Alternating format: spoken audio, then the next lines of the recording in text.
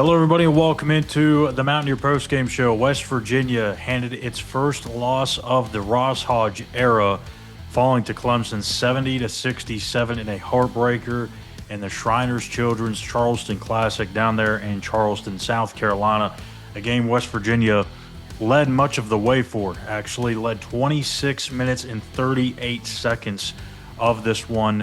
And in the last about 8 minutes or so, Clemson just got red hot from the field. And West Virginia's defensive rotations, their communication, just a bunch of breakdown. And Clemson was able to do just about whatever they wanted on that end of the floor. And that results in that 45-35 output in the second half advantage to the Tigers. So, quick look here at some of the numbers. Honor Huff once again shoots a really good ball, but had limited opportunities. Just 6 field goal attempts from for the night, 3 of 4 from three-point range. Obviously, this is probably going to become the new norm for West Virginia when they're facing these high major teams that have talented players, that have guys that can guard the perimeter. They're going to make other guys beat you. And even with Honor, a couple of those shots were very contested, and you just tip the hat to him for making those shots. But nothing's going to come easy for him. So somebody else is going to have to step up and make shots. Tonight, you had a little bit of a healthy balance, at least between Jasper Floyd going for 14 points. You had Chance Moore in his debut. I'll talk about him in a second, but he goes for 16. You had 5 from Trayson Eaglestaff and some other points here and there. Amir Jenkins, the true freshman, going for 8 points, 4 assists, and 3 rebounds. And look, I know everybody is going to want to talk about the Brennan Lorient boneheaded decision and how that cost West Virginia the game. Yes, it was a bad decision. It was not something that helped West Virginia's chances by any stretch of the imagination. But that is not what lost this game for the Mountaineers. There's no guarantee that even if Lorient realizes the situation, has the situational awareness to pass it out to some shooter on the arc, and they get a shot off, there's no guarantee that the shot goes in. So, no, that is not what lost West Virginia the game. It certainly impacted their chances to hit a game-tying shot at that given time, but it should have never got to that point. You look at what they did at the charity stripe, 12 of 19. That's 63%. You can't win games. I mean, they were in the double bonus fairly early. They were in the bonus really early in the second half. And you had some 1-for-2s. You had some missing some front ends of the 1-and-1s. That just can't happen. And it's more disappointing, really, when you see it come from guys like Jasper Floyd missed a couple, and Chance Moore missed a couple. Harlan Obioha goes 0 for 2, which I get it. He's a big guy, but he's still shooting 60-some% for his career from the charity stripe. You've got to be able to knock down at least one of those. And neither one looked like they were anywhere near close to being made. So to me, there's about 3 or 4 different things that you could pick apart and say that's the reason why West Virginia lost this game. I'm starting with the free throws because I think that's where I know it's easy math, and you can say, oh, if you just make 4 of those, you win the game. That's not necessarily true. Again, it's the same thing with the football situation a week ago, and not going for the field goals against Arizona State. The game changes when points change. It's just the way it is. But you make your life so much easier when you get those freebies. And yes, the game probably doesn't end 71-70 if you make 4 more free throws. But if you do make 4 more free throws, you certainly increase your chance of winning this game. So to me, it starts with the free throws. It's got to get better. You've got to even have your big man go 50% at worst. I know it was only 2 opportunities for him, but still, you got to be better there. Secondly, I think it comes down to the defensive rotations late. This is the first time that West Virginia has faced another team that has the quality of depth that they do and can match them. And you saw that from the very beginning. Clemson, we're used to Ross Hodge putting in these substitutions very, very early.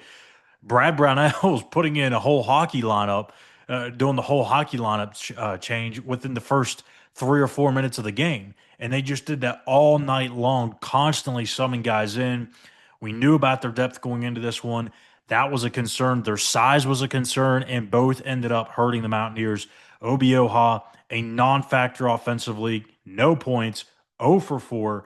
Brennan Lorient, 1 of 7 from the field, 2 of those points. Obviously, his only made basket of the game was the boneheaded play at the end where he should have kicked it out. So that even shouldn't have happened. So you take those two combined, they go 1 for 11 from the field. And I'm not saying that you can't win games with those guys going 1 for 11 because you can. You have the sharpshooters and the defense to do so. But in this game, you knew you needed a little bit from that duo, and you just couldn't get it. So tough break for those guys.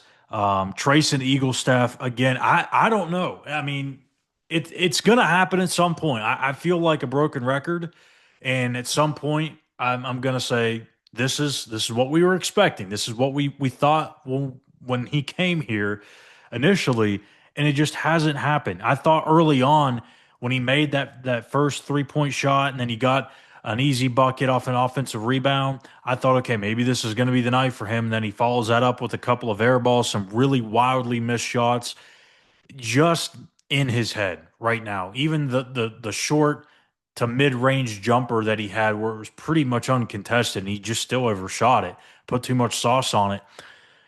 I don't know. It's going to take some time for him to settle into this. You just hope it happens a lot sooner.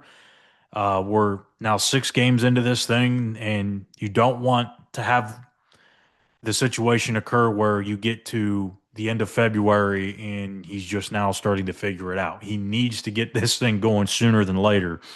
And as I mentioned, following the post game against Lafayette, I think Ross is going to let this kind of marinate.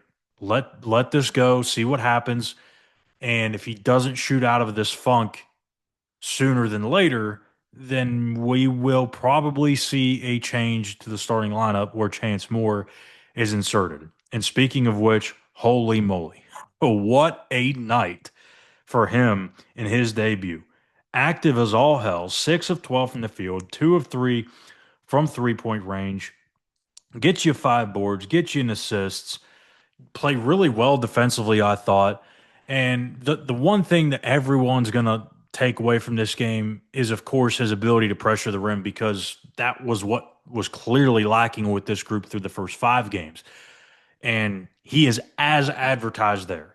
But for me, it was what he did on the boards with those 5 rebounds. It was what he did defensively and helping West Virginia out defending the front court against some bigger bodies.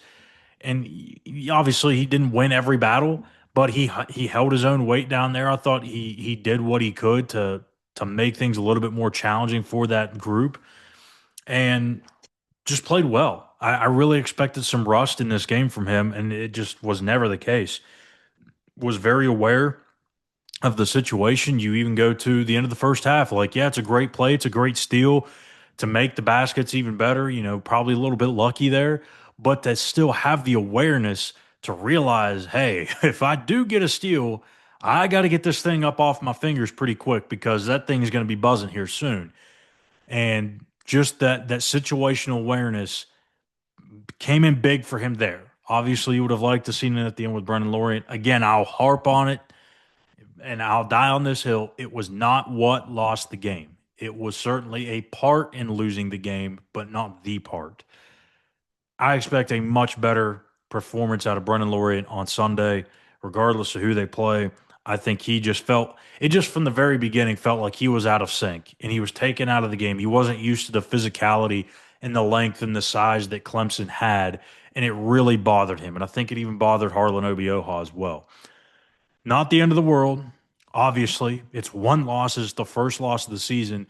It's just these games, man. It's these ones that you really, really wish you had back when you get to Selection Sunday and you're either fighting for position seating in the tournament, or you're just on the bubble and you're hoping you're on the right side of it.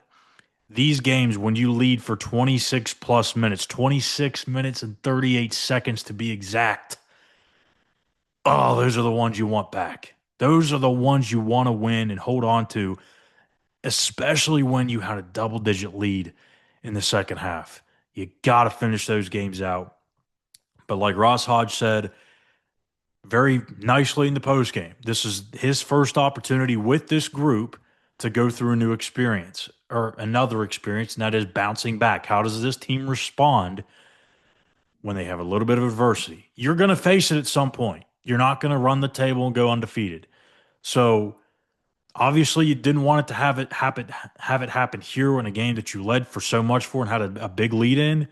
But here you go. You're going to lose games in all different ways. You're going to win games in all sorts of different ways. This is an opportunity to bounce back 48 hours or so, give or take, later and put this one to rest and get back in the win column.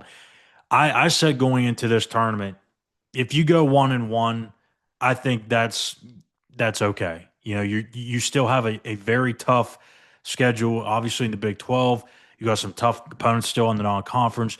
The last thing you can do is go 0-2 in this classic. The absolute last thing. Go 1-1 and better, and you're still fine. You come out of this with a loss to Clemson, who's probably going to be a tournament team. It's not going to kill you.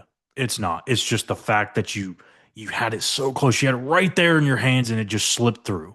That's what is the most painful about this for Ross Hodge and that group. So, look, like I said, not the end of the world. They'll bounce back. I think we'll see a much better performance, even defensively, too. This is the first time, by the way. The streak is snapped. First time that Ross has allowed 70 points in a game. And I think it's like, 27, 28, 29 games, somewhere right in there. Don't have the number in front of me. But I guess we can now make it 70 or less. Maybe that was the thing. So maybe it is still alive. I don't know. But regardless, much better defensive play coming up on Sunday, I believe. So that's going to do it for me here tonight on the Mountaineer Postgame Show. I'm Schuyler Callihan. Please hit that like and subscribe button here on our page at West Virginia on SI. And we will be back following Sunday's action whenever they take on Georgia and Xavier right here on the channel. Thank you guys for tuning in. We'll see you back here in a couple of days.